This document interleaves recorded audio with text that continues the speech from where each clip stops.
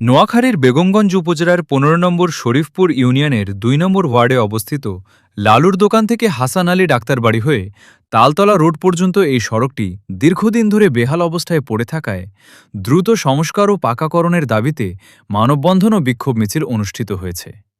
গত ৩ জুলাই শুক্রবার জুমা নামাজের পর স্থানীয় এলাকাবাসীর উদ্যোগে এই মানববন্ধন ও বিক্ষোভ মিছিল অনুষ্ঠিত হয়। এতে স্থানীয় বাসিন্দা, শিক্ষার্থী, বিভিন্ন শ্রেণী পেশার মানুষ ও স্থানীয় গণ্যমান্য ব্যক্তিবর্গসহ প্রায় ২ শতাধিক মানুষ অংশগ্রহণ করেন। মানববন্ধনে প্রধান অতিথি হিসেবে উপস্থিত ছিলেন হাসান আলী ডাক্তারবাড়ি মাদ্রাসার চেয়ারম্যান মাওলানা সাইফুল্লাহ। বিশেষ অতিথি হিসেবে উপস্থিত ছিলেন একই মাদ্রাসার সহকারী শিক্ষক ও শিক্ষার্থী প্রতিনিধি মাওলানা ফয়জুল্লাহ। এছাড়াও উপস্থিত ছিলেন মোহাম্মদ নূর নবী, পণ্ডিত মিয়া, আজিজ আহমেদ, মোহাম্মদ জহির, মিজানুর রহমান, সোহাগ, শাকিল, সাদ্দাম হোসেন, সোহেলসহ হাসান আলী ডাক্তারবাড়ি মাদ্রাসার শিক্ষার্থী এবং ২ নম্বর ওয়ার্ডের সর্বস্তরের ভুক্তভোগী জনগণ। মানববন্ধনে বক্তারা বলেন, দীর্ঘদিন ধরে সড়কটির সংস্কার না হওয়ায় এলাকার সাধারণ মানুষ চলাচলের চরম দুর্ভোগের শিকার হচ্ছেন। প্রতিদিন শত শত মানুষ এই সড়ক দিয়ে নিয়মিত যাতায়াত করেন, কিন্তু সংশ্লিষ্ট কর্তৃপক্ষের নজরদারির অভাবে রাস্তাটির অবস্থা দিন দিন আরও খারাপ হচ্ছে। বিশেষ করে এলাকার ৩টি শিক্ষা প্রতিষ্ঠানের কোমলমতি শিক্ষার্থীরা নিয়মিত এই রাস্তা দিয়ে যাতায়াত করেন। রাস্তার বেহাল অবস্থার কারণে তাদের যাতায়াতে মারাত্মক সমস্যা সৃষ্টি হচ্ছে। সামান্য বৃষ্টি হলেই রাস্তায় পানি জমে যায় এবং বর্ষার মৌসুমে সড়কের বিভিন্ন স্থানে বড় বড় গর্ত ও কাদার সৃষ্টি হয়, প্রায়ই দুর্ঘটনা ঘটে। সড়কটি চলাচলের অনুপযোগী হয়ে পড়ায় সিএনজি অটোরিকশা, মোটরসাইকেল সহ অন্যান্য যানবাহন স্বাভাবিকভাবে চলাচল করতে পারছে না, যার ফলে জনদুর্ভোগ দিন দিন বৃদ্ধি পাচ্ছে। অসুস্থ রোগীদের দ্রুত হাসপাতালে নেওয়ার ক্ষেত্রেও ভোগান্তির শিকার হতে হচ্ছে।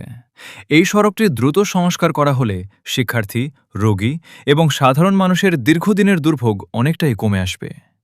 এলাকাবাসীর একটাই দাবি, দ্রুত রাস্তাটির সংস্কার ও পাকাকরণের দাবি জানান। দেখেন, গ্রাম অঞ্চলের মানুষের গ্যাস চাই না, গ্রাম অঞ্চলের মানুষের সাপ্লাইয়ের পানি চাই না, গ্রাম অঞ্চলের মানুষের একটু হাঁটার জন্য সুন্দর একটা রাস্তা চাই। এতটুকুই যদি আমরা না পাই তাহলে গভর্নমেন্টস তো তাহলে আমাদের প্রতি খেয়াল করতেছে না। দেখুন, যে সরকারে আসুক না, সবাই আমাদের কাছে আসে ভোট নেওয়ার জন্য। যদি এখন ভোট চলে যায় আমাদেরকে আর কেউ কখনো ফিরে চায় না। পাশে একটা প্রতিষ্ঠান আছে, প্রায় ১.৫ হয়তো ২ কিলো রাস্তা হবে আমাদের এখানে। এই যে আইরে কত গো আল্লাহ দোয়াই মৌসে দিয়ে ক্রিয়াকালে ভোট দিব, এই কথা কই ভোটগুলো নিই আঙুর তো নিয়ে তারা আঙুর শেষ পর্যন্ত চিনেও না। আমাদের একটা রোডের যে পরিস্থিতি, বন্যার সময় একটা ডেলিভারি মামলা নিয়ে মোহাম্মদের নিয়ে আমরা হাসপাতাল যাইতে পারি না। ১৫ নম্বর শরীফপুর ইউনিয়নের আমরা এই মানুষদের রাস্তাগুলো দিয়ে আসতে আমাদের অনেক কষ্ট হয়।